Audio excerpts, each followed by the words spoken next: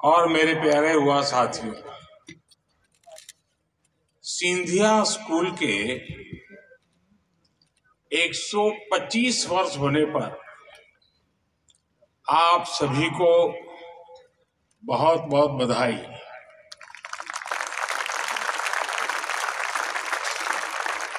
आज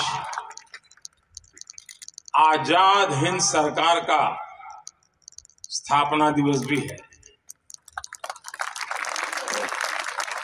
मैं सभी देशवासियों को इसकी भी बधाई देता हूं।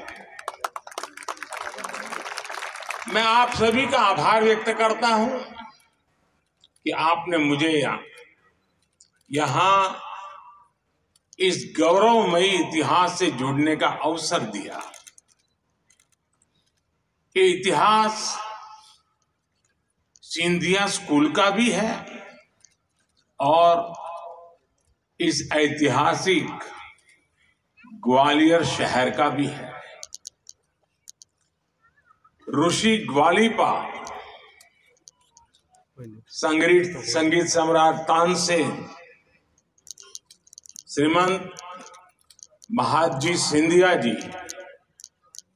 राजमाता विजयाराजे जी, अटल बिहारी वाजपेयी जी और उस्ताद अमजद अली खां तक ग्वालियर की ये धरती पीढ़ियों को प्रेरित करने वालों का निर्माण करती रही है।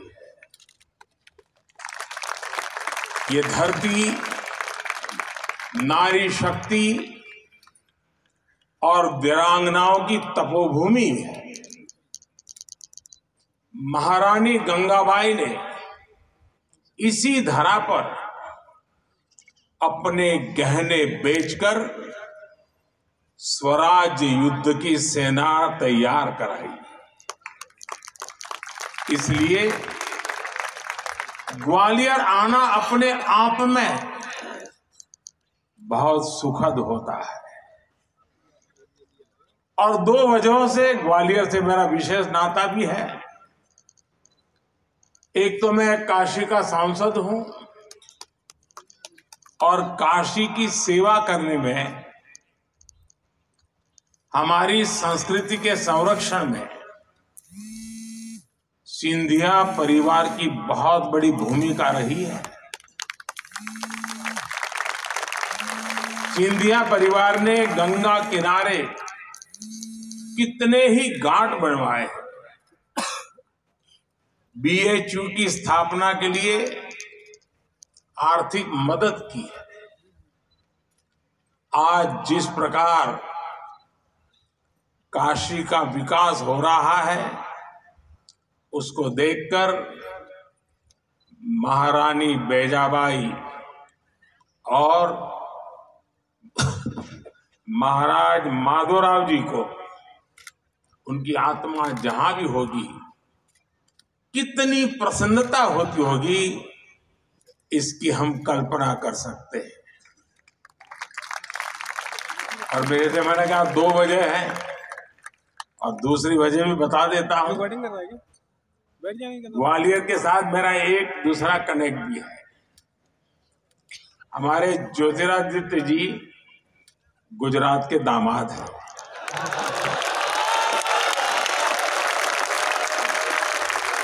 इस नाते भी ग्वालियर से मेरी रिश्तेदारी है। और एक भी नाता है, मेरा गांव गायकवाड़ स्टेट का गांव था और मेरे गांव में जो सबसे पहली प्राथमिक स्कूल बनी, वो गायकवाड़ परिवार ने बनाई थी। और मेरा सद्भाग्य है कि मैं मुफ्त में उस प्राथमिक शिक्षा लेता था वहां पर, जो स्कूल गायकवाड़ जी ने बनाया।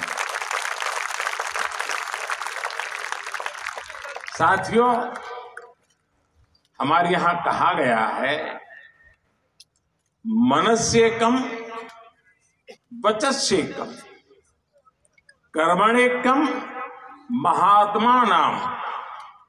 अर्थात सज्जन व्यक्ति जैसा मन में सोचते हैं, वैसा ही कहते भी हैं और करते भी हैं। यही एक कर्तव्य परायण व्यक्तित्व की पहचान होती है। कर्तव्यनिष्ठ व्यक्ति तात्कालिक लाभ के लिए नहीं, बल्कि आने वाली पीढ़ियों के भविष्य को उज्जवल बनाने के लिए काम करता है। एक पुरानी कहावत भी है, अगर 1 साल का सोच रहे हैं तो अनाज बोइए, अगर 1 दशक का सोच रहे हैं तो फल वाले पेड़ लगाइए, और अगर 1 शताब्दी का सोच रहे हैं तो शिक्षा से जुड़ी संस्थाएं बनाइए। महाराजा माधवराव सिंधिया प्रथम जी ने की,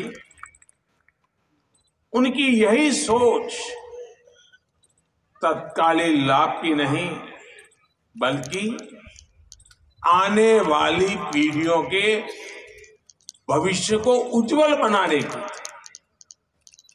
सिंधिया स्कूल उनकी इस दूरगामी सोच का परिणाम था। वो जानते थे कि ह्यूमन रिसोर्स की ताकत क्या होती है।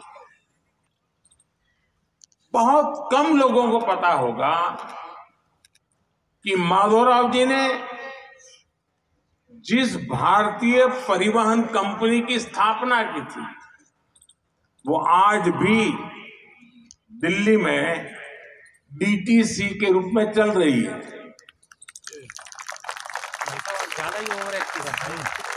आने वाली पीढ़ियों के लिए जल संरक्षण पर भी उनका उतना ही ध्यान था। उन्होंने उस कालखंड में पानी के लिए, सिंचाई के लिए एक बहुत बड़ी व्यवस्था बनाई थी। ये जो हरसी डैम है, वो 150 वर्ष बाद भी एशिया का सबसे विशाल मिट्टी का बांध है। ये डैम आज भी लोगों के काम आ रहा है। माधवराव जी के व्यक्तित्व से हम सभी के लिए ये दूरदृष्टि सीखने योग्य है। एजुकेशन हो, करियर हो, जीवन हो या फिर पॉलिटिक्स, शॉर्टकट आपको भले कुछ तात्कालिक लाभ पहुंचा दे, लेकिन आपको लॉन्ग टर्म सोचने के साथ ही काम करना चाहिए। जो भी व्यक्ति समाज में या सियासत में तात्कालिक स्वार्थ के लिए काम करता है, उससे समाज का, राष्ट्र का नुकसान ही होता है। साथियों, साल 2014 में जब देश ने मुझे ये प्रधान सेवक का दायित्व दिया, तो मेरे सामने भी 2 ऑप्शन थे। या तो सिर्फ तात्कालिक लाभ के लिए काम करें, या फिर लॉन्ग टर्म अप्रोच को अपनाएं। हमने तय किया कि हम 2 साल, 5 साल, 8 साल, 10 साल, 15 साल, 20 साल ऐसे अलग अलग टाइम बैंड रखकर इनके लिए काम करेंगे। आज आप कह सकते हैं कि हमारी सरकार को 10 साल हो रहे हैं। इन 10 वर्षों में देश ने लॉन्ग टर्म प्लानिंग के साथ जो फैसले लिए वो अभूतपूर्व है। हमने देश को कितने ही पेंडिंग फैसलों के बोझ से मुक्त किया है। 60 साल से डिमांड हो रही थी कि जम्मू कश्मीर से आर्टिकल 370 को हटाया जाए। ये काम हमारी सरकार ने किया।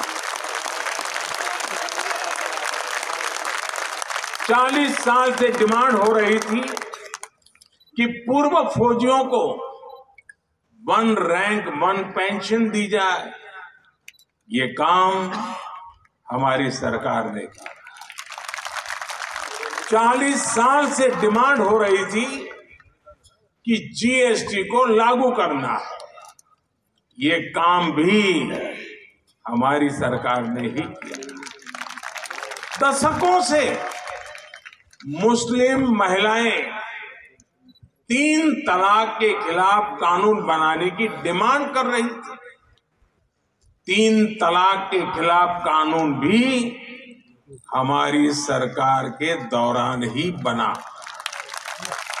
आपने देखा होगा, अभी कुछ सप्ताह पहले ही लोकसभा और विधानसभा में महिलाओं को रिजर्वेशन का कानून बनाया गया। ये काम भी दशकों से पेंडिंग था। नारी शक्ति वंदन अधिनियम भी हमारी ही सरकार ने बनाया। मेरे पास कामों की इतनी लंबी लिस्ट है कि पूरी रात बीत जाएगी। ये तो कुछ बड़े फैसले मैं इसलिए बता रहा था क्योंकि अगर हमारी सरकार ये फैसले नहीं लेती तो इसका बोझ किस पर ट्रांसफर होता? अगर हम ये नहीं करते तो कैरी फॉरवर्ड कहां होता? आपकी जनरेशन पर होता। तो मैंने आपकी जनरेशन का कुछ बोझ हल्का कर दिया।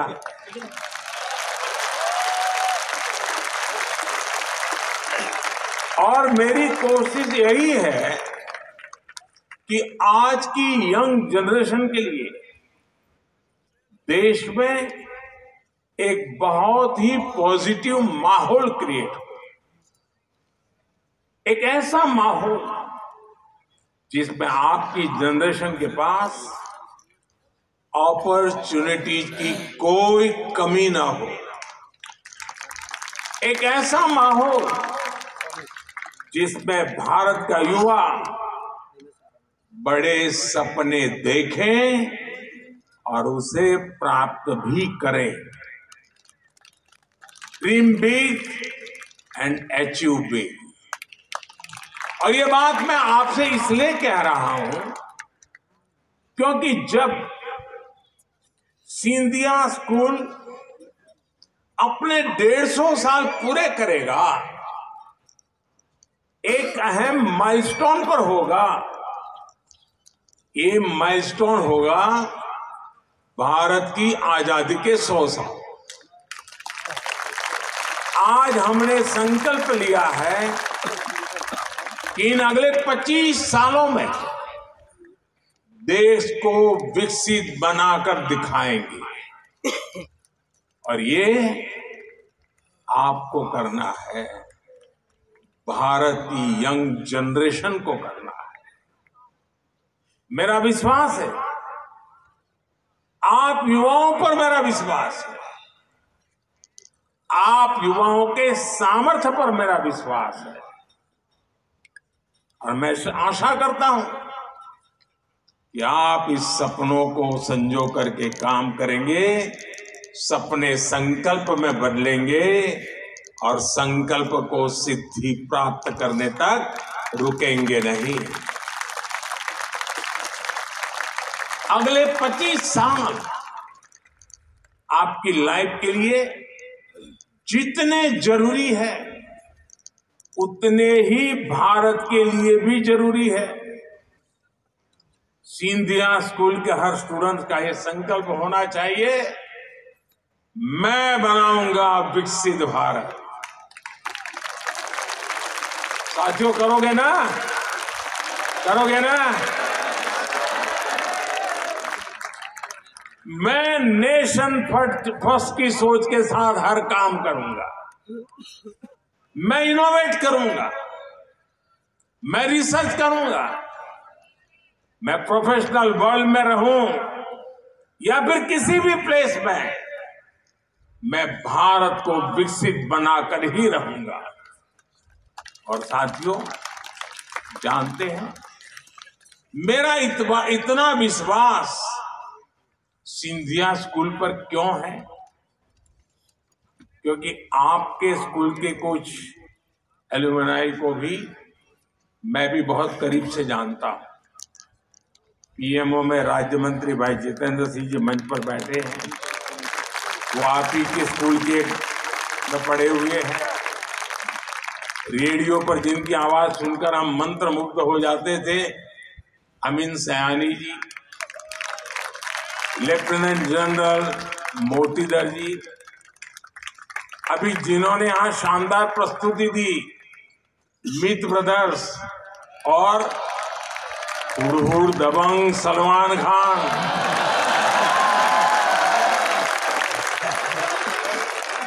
और मेरे मित्र नितिन मुकेश भी यहां बैठे हैं।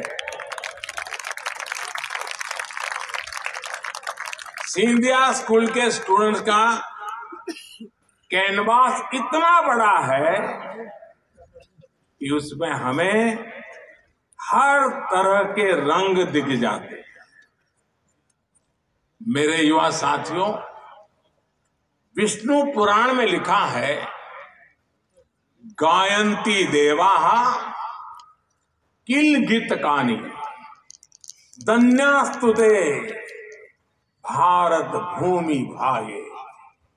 अर्थात देवता भी यही गान करते हैं कि जिसने इस भारत भूमि में जन्म लिया है, वे मनुष्य देवताओं से भी अधिक सौभाग्यशाली है। आज भारत सफलता की जिस ऊंचाई पर है, वो अभूतपूर्व है। पूरे विश्व में भारत की धाक जमी हुई है।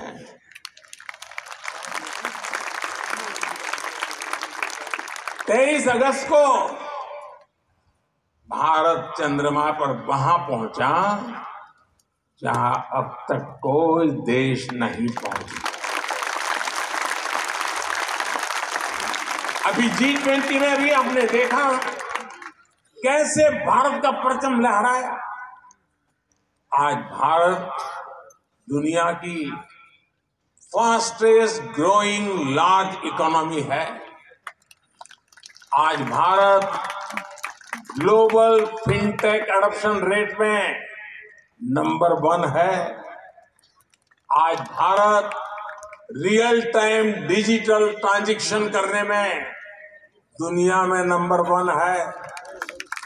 आज भारत स्मार्टफोन डेटा कंज्यूमर के मामले में नंबर 1 है। आज भारत इंटरनेट यूजर्स की संख्या के मामले में दुनिया में नंबर 2 पर है। आज भारत दुनिया का दूसरा सबसे बड़ा मोबाइल मैन्युफैक्चरर है।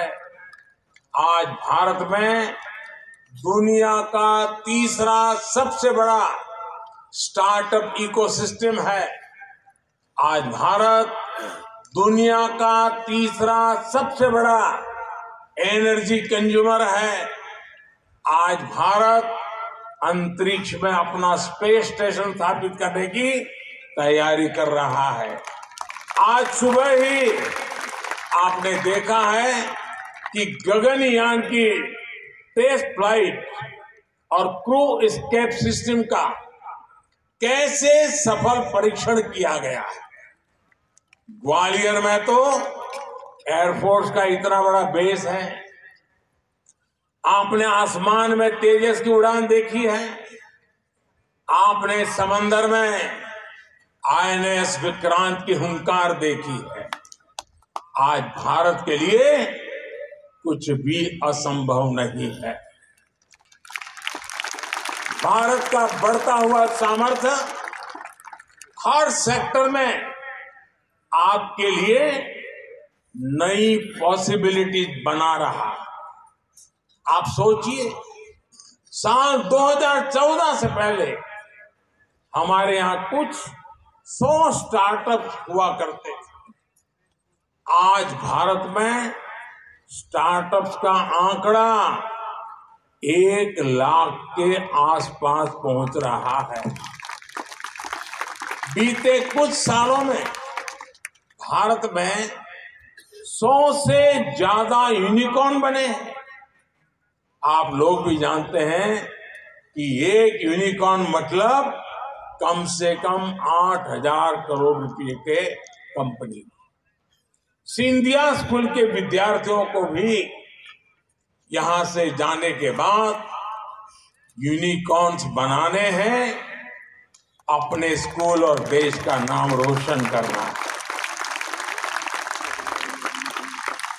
The world is your oyster. और सरकार के तौर पर हमने भी आपके लिए नए नए सेक्टर्स ओपन कर दिए हैं। पहले सैटेलाइट सिर्फ सरकार बनाती थी या विदेश से मंगाती थी। हमने स्पेस सेक्टर को आप जैसे युवाओं के लिए उसे भी ओपन कर दिया। हमने डिफेंस इक्विपमेंट भी या तो सरकार बनाती थी या विदेश से मंगाती थी। हमने डिफेंस सेक्टर को भी आप जैसे युवाओं के लिए ओपन कर दिया। ऐसे कितने ही सेक्टर्स हैं जब भारत में आपके लिए बन रहे हैं। आपको मेक इन इंडिया के संकल्प को आगे बढ़ाना है। आपको आत्मनिर्भर भारत के संकल्प को आगे बढ़ाना है। मेरा एक और मंत्र याद रखिएगा, हमेशा आउट ऑफ द बॉक्स सोचिए। जैसे ज्योतिरादित्य जी के पिताजी हमारे माधवराव सिंधिया जी जब रेल मंत्री थे तो उन्होंने शताब्दी ट्रेनों की शुरू करवाई। इसके 3 दशक बाद तक भारत में फिर ऐसी आधुनिक ट्रेनें नहीं शुरू हो पाई। अब देश में वंदे भारत का भी जलवा है और कल ही नमो भारत की रफ्तार भी आपने देखी है। साथियों, यहां आने से पहले मैं सिंधिया स्कूल के अलग अलग हाउसेस के नाम देख रहा और ज्योतिरादित्य जी मुझे समझा भी रहे। स्वराज के संकल्प से जुड़े वो नाम ही कितनी बड़ी प्रेरणा है आपके लिए। Shivaji house, Mahadji house, Ranoji house, Dattaji house, Kanarkhed house, Nimaji house, Madhav house, एक तरह से सप्त ऋषियों की ताकत है आपके पास। और मैं सोच रहा हूं कि नवरात्रि के इस पावन अवसर पर मैं आप सभी को 9 टास्क भी दूं, क्योंकि स्कूल का कार्यक्रम हो और आप होमवर्क न दें तो पूरा नहीं होता है। तो मैं आज आपको 9 टास्क देना चाहता हूं, याद रखोगे? आपकी आवाज दब गई भाई, क्या कारण है? याद रखोगे? उसको संकल्प बनाओगे? जीवन भर उसको पूरा करने के लिए काम करोगे? पहला, आप लोग यहां जल संरक्षण का इतना काम करते हैं। वाटर सिक्योरिटी 21वीं सदी की बहुत बड़ी चुनौती है। इसके लिए आप लोगों को जागरूक करने का अभियान चलाइए। दूसरा, सिंधिया स्कूल में गांव गोद लेने की परंपरा रही है। आप लोग और भी गांव जाइए, वहां डिजिटल लेन देन के प्रति लोगों को इन्फॉर्म करिए। तीसरा, स्वच्छता का मिशन। मध्य प्रदेश का इंदौर सफाई में नंबर 1 हो। अगर ये सिद्धि प्राप्त कर सकता है तो ये मेरा ग्वालियर क्यों नहीं हो सकता। आप अपने शहर को स्वच्छता में नंबर 1 बनाने का भी बीड़ा उठाइए। चौथा, वोकल फॉर लोकल। जितना हो सके आप लोकल को, स्थानीय प्रोडक्ट्स को प्रमोट कीजिए। मेड इन इंडिया प्रोडक्ट्स का ही इस्तेमाल करिए। पांचवा, ट्रैवल इन इंडिया फर्स्ट।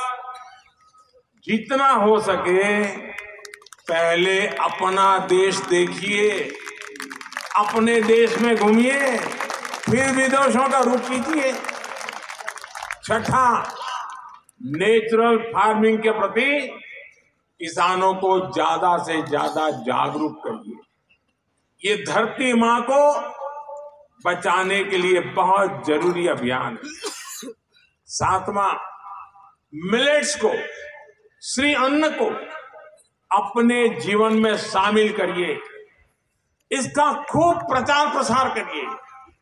आप जानते हैं ना, ये सुपर फूड होता है। आठवां, फिटनेस, योग हो, स्पोर्ट्स हो, उसे भी अपने जीवन का अभिन्न हिस्सा बनाइए। आज ही यहां मल्टीपर्पज स्पोर्ट्स कॉम्प्लेक्स का शिलान्यास भी हुआ है। इसका भी आप खूब लाभ उठाइए। और 9वां, कम से कम एक गरीब परिवार की हैंड होल्डिंग जरूर करिए।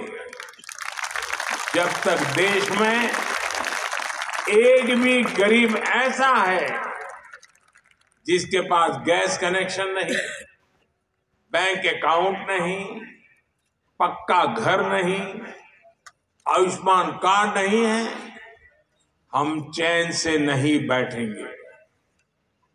भारत से गरीबी दूर करने के लिए ये बहुत जरूरी है। इसी रास्ते पर चलकर 5 सालों में ही 13.5 करोड़ लोग गरीबी से बाहर आए हैं। इसी रास्ते पर चलते हुए भारत गरीबी भी दूर करेगा और विकसित भी बनेगा।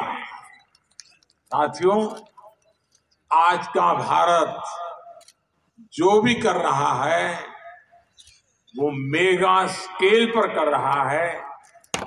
इसलिए आपको भी अपने फ्यूचर को लेकर छोटा नहीं सोचना।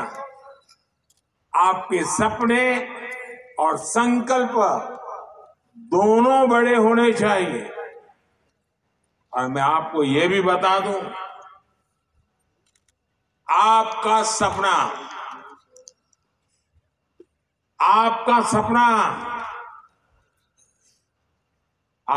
सपना ही मेरा संकल्प है। आप अपने थॉट्स, अपने आइडियाज नमो ऐप पर भी मेरे साथ शेयर कर सकते हैं। और अब मैं व्हाट्सएप पर भी हूं, वहां से आपसे कनेक्ट हो सकता हूं। आप चाहे तो अपने सीक्रेट्स भी शेयर कर सकते हैं। और मैं आपको वादा करता हूं, मैं किसी को नहीं बताऊंगा। साथियों, जीवन ऐसे ही हंसी मजाक में चलते रहना चाहिए। आप खुश रहिए, स्वस्थ रहिए। मुझे आप सभी पर पूरा भरोसा है। आपको याद रखना है, सिंधिया स्कूल सिर्फ एक संस्थान भर नहीं है, बल्कि एक विरासत है। महाराज माधवराव जी के संकल्पों को स्कूल ने आजादी के पहले और आजादी के बाद भी निरंतर आगे बढ़ाया है। अब इसकी ध्वजा आपके पास है।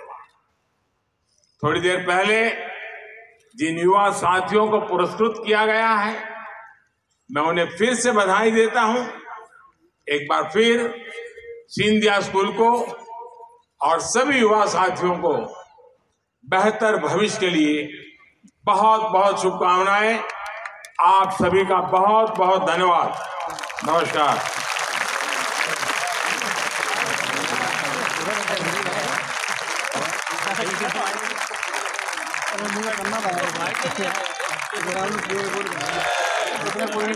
खड़े होकर तालियों की गड़गड़ाहट से हम प्रधानमंत्री जी का धन्यवाद अर्पित करेंगे। और प्रधानमंत्री जी, हम विश्वास दिलाते हैं कि जो 9 जिम्मेदारियां आपने हमें दी हैं, सिंधिया स्कूल का एक एक बालक उसे पूर्ण जीवन निभाएगा। इन्हीं शब्दों के साथ बहुत बहुत धन्यवाद और तालियों के साथ जड़गड़ाहट।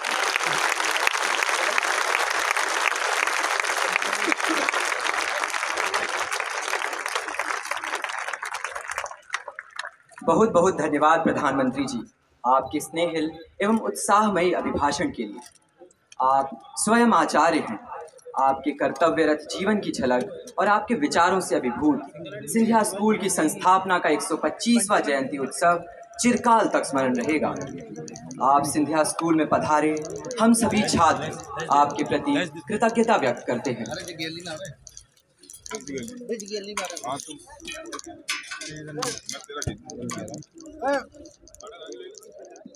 ठीक है।